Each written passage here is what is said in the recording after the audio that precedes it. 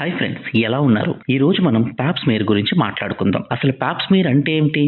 Pap smear లేక Pap test cervical cancer ని screen చేయడానికి ఉపయోగించే ఒక చిన్న సింపుల్ టెస్ట్. ఇది సర్విక్స్ లేక గర్భాశయ ముఖద్వారంలో క్యాన్సర్ కణాలు లేక క్యాన్సర్ గా మారే అవకాశం ఉన్న కణాలని గుర్తిస్తుంది. దీన్ని డాక్టర్ జార్జ్ పెపనికోల్ అనే డాక్టర్ 1920లో కనుక్కున్నారు. సర్విక్స్ అంటే ఏమిటి? సర్విక్స్ అంటే యూటరస్ లేక గర్భాశయం యొక్క ముఖద్వారాన్ని ఆర్ ఎంట్రీ పాయింట్ ని సర్విక్స్ అంటారు. సర్విక్స్ నుంచి మొదలైన క్యాన్సర్ ని సర్వికల్ క్యాన్సర్ గా పిలుస్తారు. ప్యాప్ స్మియర్ వల్ల ఏం తెలుస్తుంది? ప్యాప్ స్మియర్ లేక ప్యాప్ టెస్ట్ చేయడం వల్ల సర్వికల్ క్యాన్సర్ ఉందా లేదా అనే విషయం మొదట కనుక్కోవచ్చు. అలాగే క్యాన్సర్ గా మారే అవకాశం ఉన్న కణాలు కూడా ఈ ప్యాప్ టెస్ట్ లో చూడొచ్చు. అలాగే హ్యూమన్ ప్యాపిలోమా వైరస్ ఇన్ఫెక్షన్ కూడా ఈ ప్యాప్ టెస్ట్ ద్వారా కనుక్కోవచ్చు. ఈ హ్యూమన్ ప్యాపిలోమా వైరస్ ఇన్ఫెక్షన్ ఒకవేళ ఎక్కువ కాలం సర్విక్స్ ఏరియాలో ఉంటే అది ఫ్యూచర్ లో సర్వికల్ క్యాన్సర్ గా మారే అవకాశం ఉంటుంది. సో ప్యాప్ టెస్ట్ చేసిన వారిలో తొలి దశలోనే సర్వికల్ క్యాన్సర్ ని కనుక్కొని పూర్తిగా నయం చేసే అవకాశం ఉంది. అలాగే క్యాన్సర్ కణాలుగా మారడానికి అవకాశం ఉన్న సెల్స్ ను కూడా ముందుగానే గుర్తించి పూర్తిగా నివారించే అవకాశం కూడా ఉంది. ప్యాప్ టెస్ట్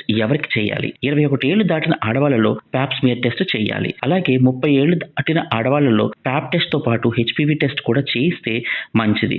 ఇలాగా 65 ఏళ్ల వరకు కూడా ఈ టెస్ట్ చేయించాలి. ఒకవేళ ప్యాప్ స్మియర్ టెస్ట్ మాత్రమే చేయించుకుంటే ప్రతి 3 సంవత్సరాలు 21 ఏళ్ల నుంచి 65 ఏళ్ల వరకు చేయించాలి. అదే ప్యాప్ స్మియర్ తో పాటు హెచ్పివి టెస్ట్ కూడా చేయించుకుంటే 30 ఏళ్ల నుంచి 65 ఏళ్ల వరకు 5 సంవత్సరాలకు ఒక్కసారి చేయిస్తే సరిపోతుంది. హిస్టెక్టమీ లేక యూట్రస్ పూర్తిగా రిమూవ్ చేసిన ఆడవాళ్ళలో కూడా ప్యాప్ టెస్ట్ చేయించాలా అంటే ఎస్. హిస్టెక్టమీ చేసినా కూడా స్టిల్ కొంచెం క్యాన్సర్ రిస్క్ ఉండడానికి అవకాశం ఉంది. కాబట్టి ప్యాప్ స్మియర్ టెస్ట్ వీళ్ళలో కూడా కంటిన్యూ చేస్తే మంచిది. ప్యాప్ స్మియర్ చేయించడానికి ముందు తీసుకోవాల్సిన జాగ్రత్తలు ఏంటి? మొదట ప్యాప్ టెస్ట్ చేయించడానికి 2 రోజుల ముందు నుంచి కూడా ఆడవాళ్ళు లైంగికంగా కలవకూడదు. అలాగే ప్యాప్ టెస్ట్ చేయడానికి 2 రోజుల ముందు నుంచి ఎటువంటి క్రీమ్స్, ప్యాడ్స్, మెడిసిన్స్ క్రింద భాగాల్లో అప్లై చేయకూడదు, వాడకూడదు. అలాగే మెన్స్ట్రల్ పీరియడ్స్ పూర్తయిన 5 రోజుల తర్వాత మాత్రమే ప్యాప్ టెస్ట్ కి వెళ్ళాలి. ప్యాప్ స్మియర్ టెస్ట్ ఎలా చేస్తారు?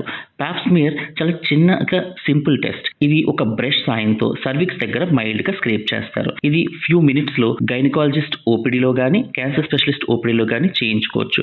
ఈ స్క్రేప్ చేసిన సెల్స్ ని ఒక సొల్యూషన్ లో పెట్టి ల్యాబ్ కు పంపిస్తారు.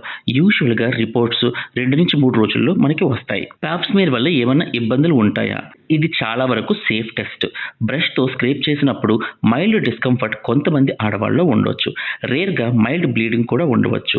Otherwise majority of the females ఎటువంటి ఇబ్బంది చెప్పుకోదగ్గవి కంప్లైంట్ చేయరు. పెళ్లి కాని ఆడవాళ్ళలో ప్యాప్ టెస్ట్ చేయించాలా? ఎస్. లైంగికంగా యాక్టివ్ గా లేనప్పటికీ స్టిల్ సర్వికల్ క్యాన్సర్ వచ్చే అవకాశం ఉంటుంది. కాబట్టి 21 ఏళ్లు దాటిన ఆడవాళ్ళందరూ ప్రతి 3 సంవత్సరాలకు ఒకసారి ప్యాప్ టెస్ట్ చేయించాలి. అలాగే 30 ఏళ్లు దాటిన ఆడవాళ్ళందరూ ప్రతి 5 సంవత్సరాలకు ఒకసారి Pap smear test with HPV test up to 65 years వరకు కూడా చేయించుకోవాలి. ఇలా ముందుగా చేయడం వల్ల తొలి దశలోనే సర్వికల్ క్యాన్సర్ గుర్తించి పూర్తిగా నయం చేయవచ్చు. అలాగే క్యాన్సర్ గా మారే అవకాశం ఉన్న సెల్స్ ను కూడా పూర్తిగా రిమూవ్ చేసి ఫ్యూచర్ లో క్యాన్సర్ రాకుండా నివారణ చర్యలు కూడా తీసుకోవచ్చు. ఐ థింక్ ఫ్రెండ్స్ మీకు ఈ వీడియో నచ్చింది అనుకుంటాను. డౌట్స్ ఏమైనా ఉంటే కమెంట్ బాక్స్ లో అడగండి. Thank you. See in the next video.